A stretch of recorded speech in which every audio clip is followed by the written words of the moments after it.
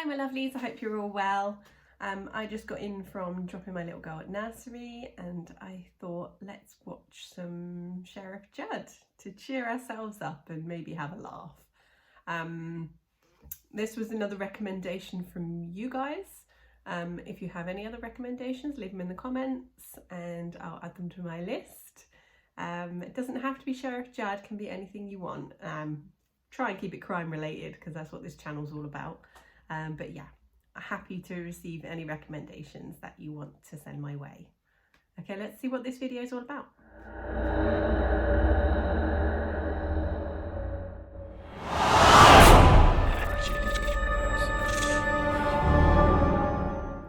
Grab yourselves a cuppa and let's get into this video. Sheely, when you work together, good things happen.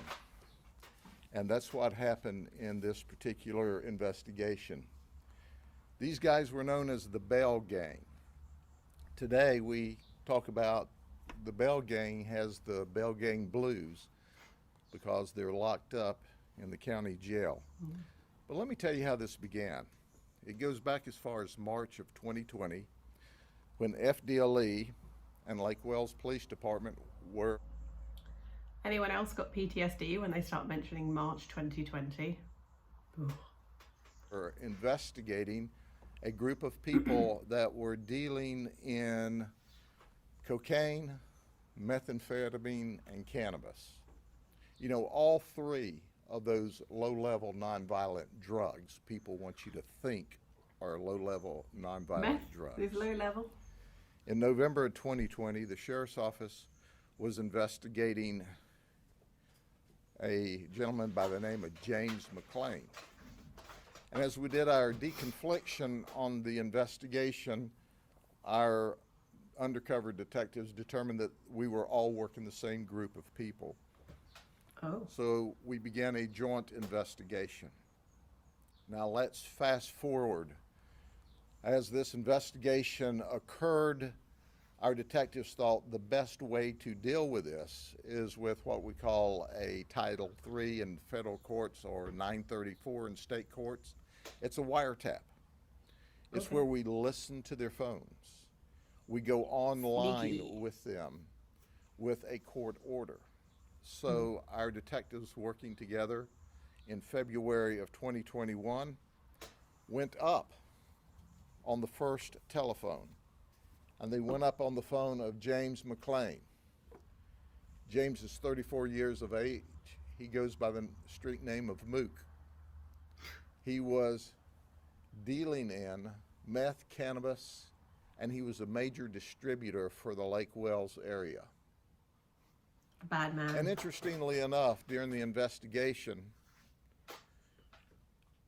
James told our undercover folks, when they asked him, why is this methamphetamine blue? He said, oh, we dyed it blue in recognition of the Democrat Party. Oh, God. Of the Democrats. Now, I'm not sure the Democrat Party would be proud of that, but that's why it was blue, according to him. Florida's Republican, From right? that telephone, they listened into Vincent Thomas. That was the second phone they went up on. He's also, as you see on our chart here, he's 35. He's a major distributor in and around the Lake Wales area. And he's also a rapper. He's known as Cheese. And you'll hear more about him in just a second. I'm a big fan of Cheese. And then the third one whose phone we went up on was Patrick Fields. Patrick Fields is known as Big Pat. He's also a rapper. In fact, on the street, he's known as Big Pat Bank Account. That's right. If you look to see their cars, you see that they're bragging about jewelry and guns. Yeah. They're really proud. The usual rap stuff, And then I always right? like to talk about Earl Thomas. Now, Earl Thomas is the father to Vincent. Like father, like son? I guess so. What do you think about the county jail? Well, son, you got me in trouble again. That's right. Like father, like son. Only Vincent is the distributor, and Earl was selling drugs on the street level The at apple his does car not fall wash. far. See you later, son. Give me a kiss. Now, what Grady's did this jokes. result in? Well, we charged 32 people criminally. Ooh. 29 of them have been arrested.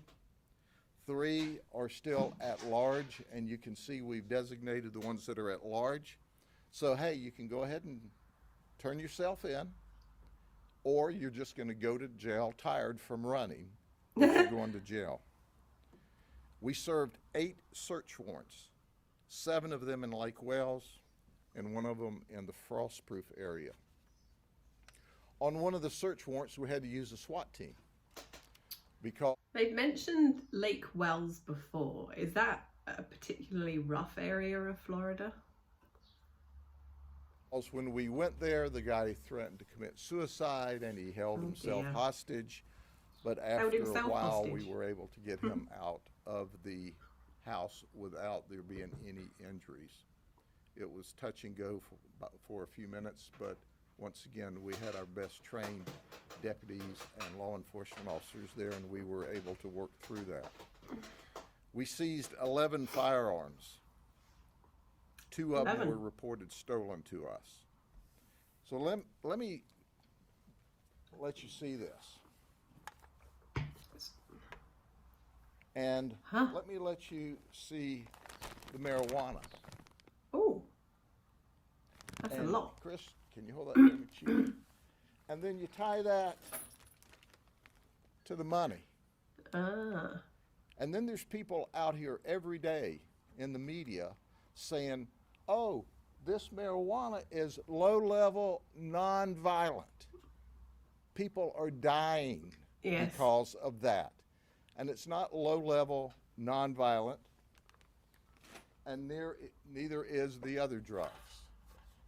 You think about that the next time somebody tells you cocaine, methamphetamine, marijuana, it's just low-level, non-violent. I hate drugs. They're lying to you. Hate them. So let's look at caffeine. their previous charges. 8 of them are previously convicted felons. Color me surprised. They had a total of 314 previous felonies, 331 misdemeanors, for a total of 645 previous crimes. What the hell were they doing on the streets? Well, that didn't seem to teach them that they need to go by society's rules. So here's what our Lake Wales FDLE agents, Lake Wales police officers, and our detectives from the sheriff's office did. We added another 301 felonies, 134 misdemeanors, and 435 total charges.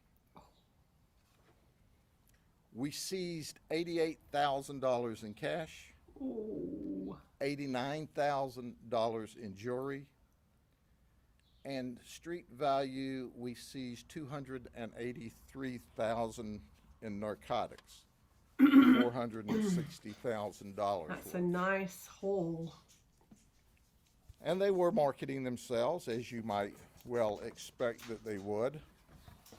In fact, they were marketing themselves because they look cool in the community. And we have, or we'll show you, some video of the vehicles they had. That's how they get them though, isn't it? They reel the kids in, but with the money and the cars and the material stuff. They reel the kids in because the kids are living in these poor areas. Same thing happens over here. They're living in these poor areas. Their parents are struggling.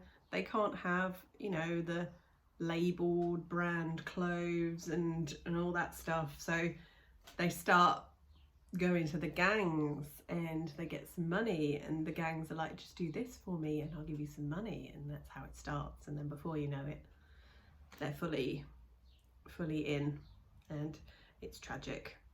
My mum actually used to work for a company that it was a building firm, basically, a very high scale building firm in London, and they used to work predominantly with ex-gang members who were fresh out of jail, and they would give them work, so try and get them on the straight path. And that was a really good thing. Well done, Mum. That's right. They thought they were cool. Well, how cool are you today? Can y'all make up a rap song about this? Well, I'll help you out. Oh, God. You see, we got you gold. We put your tail in the county jail. Think about that, brothers. And you know what? This, you could call it the Bell Gang Blue rap song. How's that? You may think it's cool, but it'll end up with you arrested every time. State of that. It's not bad. If you They actually wear that stuff. That is so gaudy. Now, I wanted to give Listen to it. my colleagues Sounds like tin. a chance to talk. I explained they didn't have to do the rap song, but we are all excited because it took a lot of work by a lot of great detectives to make this happen, all in Lake Wales. So we'll start with my friend and just a great police chief, Chief Velasquez. Thank you, Sheriff. You can dance if you like, though, by the way. I appreciate you also not having me do the rap song. It'd be hard to top that. This is a great example of people working together, of law enforcement agencies working together. The criminals don't follow any kind of a jurisdiction. They don't stay within boundaries. They go wherever they want. And by us and working together as a team, we did the same thing. So wherever they like to go, I can guarantee you that we'll follow them. The community asked for us to help and to step up and to deal with these. The community is the one that suffer. And we responded. This is just a great example. This is what people don't seem to realise. It's the community that these gangs are in that suffer. And they're the ones that are asking for more policing. So the whole defund the police thing, there's a reason it's only rich people and people who live in really safe neighbourhoods that want to defund the police. Is it too much? 32 people with warrants, and a good number of them, most of them already arrested. I can tell you right now, and our message is very clear, that we know who the others are. We'll and get we're them. hearing a lot from our friends here on the wall, and you're next. So, thank you. And we'll ask our RAC, Brandon Shealy from FDLE, if he'll speak. I just want to echo what the chief and the sheriff said, and I want to extend our appreciation to the men and women of each respective department. They put in 16 months of very hard work, and this is what happens. This is a success. It's the safety we provide our community, and this represents exactly the type of cases and the hard work, collaboration, and partnership we need to have to make sure that our citizens are safe here. Thank you, Sheriff. Thank you very much. Now, I asked Chief Stewart if he would speak, and he said no. He said, I'm satisfied just to be standing there. Then he added, but you could tell them we rang their bell, and that's exactly what we did. But there's more bell ringing to come. So if you think this is the end, it's only get the the rest of beginning. them. And these folks like to talk. Are there any questions for us? Can you elaborate on how important it is to get these drugs off the streets, especially when there's so many young people around this area? These are the folks. Now, some of these people were users of drugs. For example, Angela, we have a warrant for. She was not selling, she was using. But these are the folks that are dealing with this drug at the ground level. We call it ground zero. It's where the drug is going from the dealers or from the distributor to the dealers, and they're handing it directly to the people in the community, to include our children. Ruining lives. And that's why these are the most dangerous. and they carry these guns. You know, they carry these guns to protect themselves from each other. They don't fear the police, Nope. but they certainly fear each other and the rip-offs and the home invasions and the drive-by shootings. And that's what nasty. makes this so very dangerous. We we have more of a knife crime culture over here just because there's less guns on the street. We still have gun problems, predominantly in the cities, as you would expect, but nowhere near what you've got over in the States, just due to the different laws, I suppose. But yeah, we've got a big knife crime problem in particularly London, with the young gang members in London, and it's predominantly young black men from the poor communities, and they get drawn into these gangs, and then before you know it, they're all carrying knives. There was a spate a few years ago where they were attacking each other with acid. They were throwing acid on each other because it carried a lesser prison term than knives. But I do believe they have changed the law with acid to make it just as bad, but I'm not 100% sure on that, but I hope they did. I mean, you don't hear about it as much now, so maybe they did. We know that when we work together and good things happen, and make no mistake about it, your local police hears it on the street. But for us to be ultimately successful, we need to do this wiretap, to ferret out the people who were big time involved in distributing drugs on the streets of Lake Wales. Otherwise, we wouldn't have the criminal charges that we have now. And a lot of these cases are 15-year minimum mandatories. Ooh. I'll never let up saying there are people that think we need to do away with the minimum mandatories. Oh, let's just do away with them. Oh, so they can distribute these kinds of drugs to your children? Yeah. And not be held appropriately accountable? Oh, so they can just have their guns and they brag with their gold and their fancy cars. When you show a bunch of kids cash, they think it's cool. Yeah. And you don't think they should be held ultimately responsible? Fortunately, the overwhelming majority of the Florida legislature gets it, our governor gets it, and we're going to keep locking people up like this because this is where it's Ron going to DeSantis? kids on the streets. That's the Florida governor, right? How much of a dent does it even make? I think this makes a significant dent in the Lake Wales area because this was a network of drug dealers and sellers and some users. Does that mean that we've stopped all drug sales in No. Lake Wales or Polk County? Obviously not. There's competitors out there, but I consider that more opportunities to make more arrests. Yeah. I'm very comfortable with it. He's an And heck, optimist. who knows? We may end up making another rap song. What was your reaction to figuring out how many people were intertwined in this and it just kept growing? We truly expected that, but that's why these types of 934 investigations are important because otherwise you can't always sew together the Yeah. distributors and all of their You partners. don't get the higher ups, do you? And we were able to do that.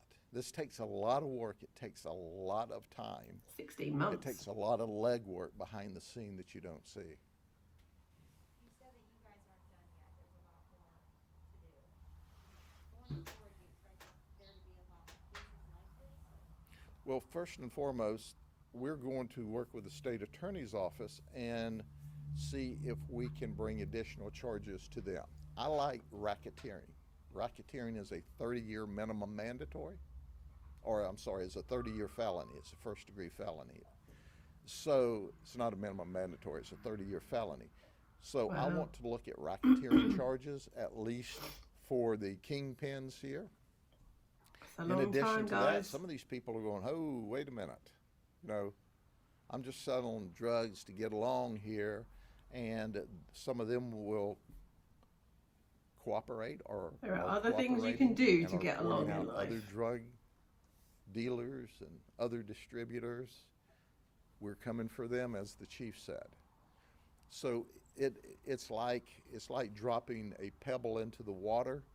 It started out as a little ripple, and now we've got some big waves, and we hope a tsunami overcomes Yeah. these drug dealers as we try to wash them away into the prison system, because that's where we can make a difference, when they're not on the street selling drugs and not on the street pointing guns at people. And make no mistake about it, they don't carry these just for looks. No. They don't carry these for Life any is other cheap reason than self-protection and for intimidation those kind of people. for whoever they're dealing with at the time. Anything else? Sheriff, any idea where these drugs are coming from? Are they growing in the county, or are they coming from Miami? Well, most of your drugs comes from a variety of areas. Now your marijuana, we see some of it local, but this is pretty good stuff here.